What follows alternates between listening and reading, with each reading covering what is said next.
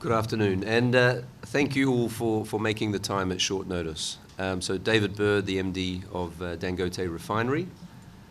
We are living in quite unprecedented times. I think it's very clear with the global headlines of all that is going on in the Middle East, impacting not just the oil price, obviously also gas, LNG. In fact, LNG arguably has been impacted more severely than oil. But every input into the global oil and gas supply chain, including freight, insurance, banking, etc. So incredibly volatile times. I think if you just go back a week, oil was in sort of a stable range of the mid-60s, and now it touched 118, almost $120, almost doubled within a week. So it's very fair to say we are not immune from that. As both an independent refiner, a domestic refining industry, a global refining industry, is not immune from the shocks that have been endured worldwide. So what I want to say is that as Dangote Refinery, what are we doing? We are fully exposed to the international commodity market. That needs to be widely understood. We purchase, even under the Crude for Naira program, we purchase Nigerian crude from the Nigerian government at international benchmark-related prices. We then pay international freight rates and international insurance rates in order to bring that crude from the terminal to the refinery. That's about 30–35% of our crude intake, as I've mentioned in previous meetings. However, we're designed around Nigerian crude, so we actively seek additional Nigerian crude cargoes. We buy those on the open market in US dollars. Historically, that's often changed through multiple traders' hands before we get access to it. And all that does is add further costs and premium to purchasing those Nigerian barrels and processing them through Dangote Refinery.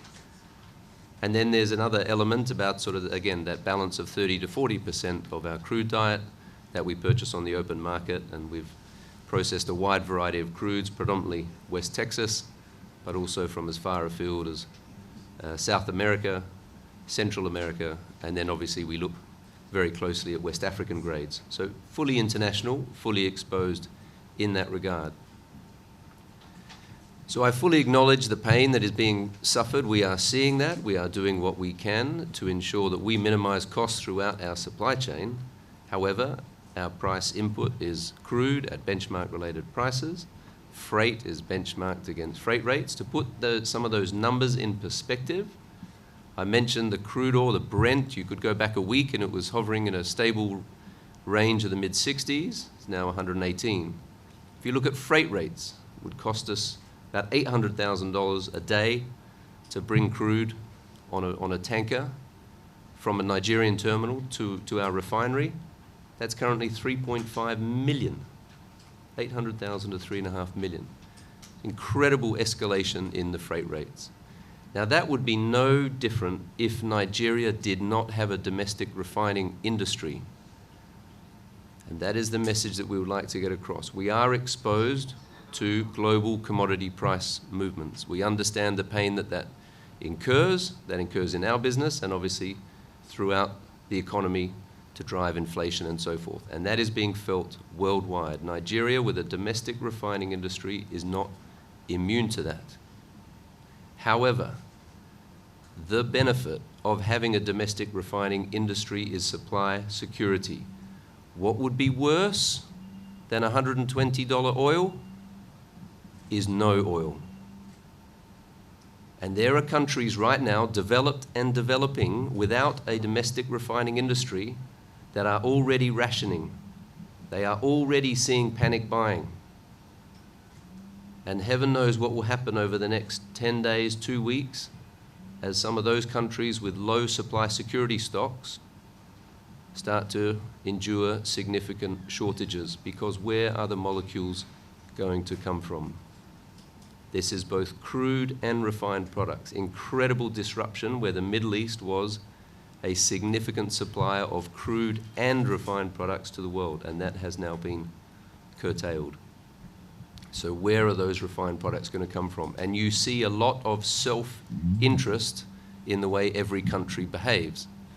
China has a huge refining industry, but predominantly dependent on Middle Eastern grades. And because now they're worried about their supply of crude, they have banned any exports. They have ensured that their domestic refining industry prioritizes the local market. So that is one thing that has fundamentally now changed with Nigeria. What is worse than $120 oil is no oil. And right now, Dangote Refinery, provided we continue to get access to Nigerian grades with the support of the Nigerian government and NNPC, albeit at internationally benchmarked prices, we will continue to process that oil and serve the domestic market with priority. And that is happening as we speak. There is uninterrupted supply to the Nigerian economy for all of its refined fuels requirements. That cannot be said for developed markets. You've seen panic buying in Australia, in the UK, queues at petrol stations, and developing markets who are also going to be quite hard hit. In fact, if not worse than developing markets, who will be potentially able to pay. But Bangladesh, Pakistan, etc., all seeing government intervention to ration supply and curtail demand purely because of an inability to secure the molecules. But with a domestic refining industry supported by the government, with the domestic crude production, Dangote Refinery will continue to meet all of Nigeria's refined fuels requirements. However, we are exposed to the global commodity pricing. So pricing is a discussion for government as a crude producer. But as an independent domestic refining industry, we will continue to ensure our operational continuity, and we will prioritize domestic supply and continue to ensure that Nigeria enjoys what it has enjoyed only for the last 18 months, 2 years, and that is fuel abundance and not fuel scarcity.